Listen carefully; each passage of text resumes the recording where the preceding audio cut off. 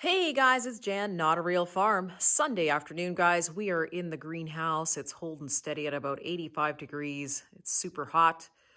So today we've decided what we're going to do is we're going to plant micro tomatoes and we're going to plant giant peppers. So what I'm doing right now, guys, is my potting soil for quite a while was frozen in here, and finally it's so warm in the greenhouse. Now I'm able to simply break that off, and it's nice and crumbly. So got my little flat here, and we're basically just going to fill this, and then we're going to plant our micro tomatoes. Now, I don't know if you've ever heard of these ones. These are called bonsai tomatoes, and they're micro tomatoes. So they're little cherry tomatoes that don't actually grow any taller than about 12 inches. So we're going to grow them all out, and we're going to save the seed from those. We've actually got quite a bit of micro tomatoes that we're going to be sharing as soon as we can save the seed. And these are great if you just don't have necessarily the space for tomato plants. These are the kind of tomato plants that you can simply just keep on your windowsill. They are determinate, but man, do they ever give you a lot of tomatoes. So we're going to be planting those, and like I said, we're going to be saving the seeds for those. Okay, so we've got our flat filled, and these are the tomatoes that we are going to be planting. So these specific ones are bonsai dwarf tomatoes. So you can see here they take 75 days. They're determinate, and basically they don't grow any taller than about 12 inches. But they still make a fair amount, actually a really good amount of cherry tomatoes. So we're going to be planting, that's how big the seeds are. We're going to be planting actually about 10 different varieties of micro tomatoes. I think it's important to actually have micro tomatoes because if you don't have the room, in your garden or even a greenhouse, something that you're growing in, these are great because they can just sit on your windowsill. They're very tiny. So we're going to be planting these in the tray. So there's about 15 seeds in this packet. Altogether, we're probably going to have about 300 micro tomato plants. And we're going to be just saving all the seeds from that.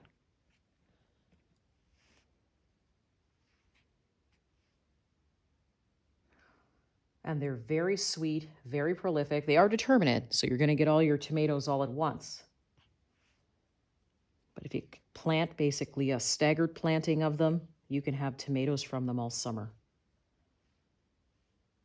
Okay, and now we can just put our little plant tag in. So we've got 45 micro dwarf tomatoes planted here. So we're going to be just writing the label. So our bonsai micro tomato. And the other thing I'm going to do, guys, is I'm going to actually plant a peach calendula. We have the yellow one, but we're going to try the triangle flashback and see how this one goes. So here's what calendula seed looks like. Calendula to me always looks like, I don't know, almost like miniature little snails or something. So we're going to be planting this. I'm sure it'll come out beautiful. I'm thinking with pink and then yellow. I'm sure it will actually add some beauty to the greenhouse. Always got friends in the greenhouse, guys. They're already out. It's so warm in here. So the saffron, guys, is actually doing really well. I watered it once. You can see here it's now started to turn green on some of them and punch up out of the soil. And we have 3 baskets of these. And they're actually doing really well. You can see here it's very happy, starting to stand up. I haven't covered it. It does well. We've been down to about -10 at night Celsius, and it's actually done pretty well. So I'm going to leave it as it is, and we'll see how it does. We have a nice little crabapple tree here. We've got quite a few of them actually, but you can see now that they're starting to really start to bud out. I'm really crossing my fingers and hoping that this means that there is going to be somewhat of an early spring. We're hovering around for the rest of the week, sort of around freezing temperatures, so you could definitely feel spring in the air. This is another one of our crabapple trees, so there's nice new growth. Now I'll have to trim some of this growth, but you can see He is definitely happy and starting to basically bud out a lot. Trying to back out enough that you guys can see that. Here we go. And I thought I killed my sea buckthorn, but you can see here, if I get a little closer, you can see the sea buckthorn actually has all kinds of new buds. It has survived minus 48-degree temperatures. So we're going to be getting this retransplanted into a bigger pot, and then we're going to decide where we want to put it. But it's got all new buds. So it's pretty happy. I'll be, like I said, moving this over into another pot. But there you go. If you want a reliable shrub, definitely sea buckthorn. All right, guys. So here is our progress with some of our flats. So you can see that the zinnias are really coming up now. The cauliflower is doing great. We've got the beans. It's amazing. What else do we have here? We have got Hungarian bread seed poppies. And remember when we planted those tomatoes called the delicious tomato? Well, these are them. So they didn't take very long to come up. And then we've got some more tomatoes here that I've planted. Our chocolate cherry sunflowers are doing amazing. And then we've got our succotash beans in here.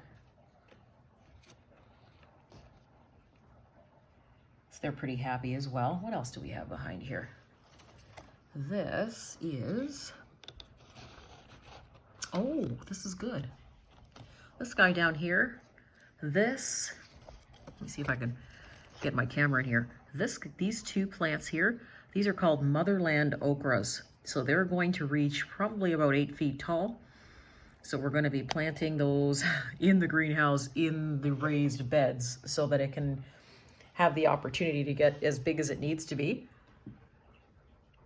And we have spinach coming up.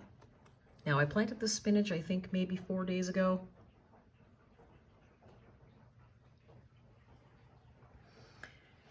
And let's see what we've got in here. And then, of course, my barley's coming up. Barley is super easy to grow. It grows literally anywhere. So it's just started to come up. And look at our contender beans back here. They are loving the sun. Lots and lots of green beans. And then here we have a salad bowl lettuce that's coming up. And I wonder if our cucumbers are coming up. Oh, yep, here we go. Cucumbers are just starting to come up.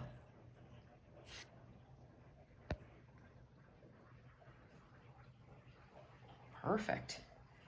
And guys, corn never lets me down. Check it out. So this is a super sweet corn that we've decided to grow this year. We're going to be planting it off on its own. Not necessarily, not around anything else, because this one doesn't actually have to be isolated. But it is growing like a weed. It's amazing. And then what else do we have down here? Okay, we've got a purple cauliflower that is coming up. You can see that here. All of this is purple cauliflower.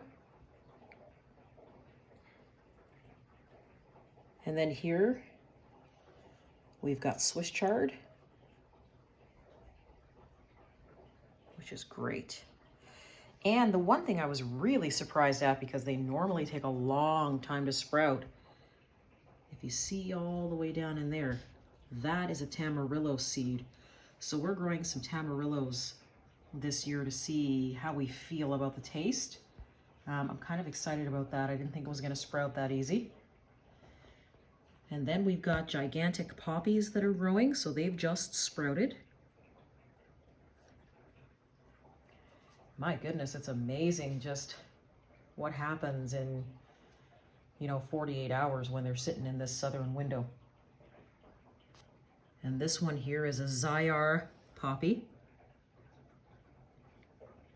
And I'm hoping my double-decker echinacea will pop up soon.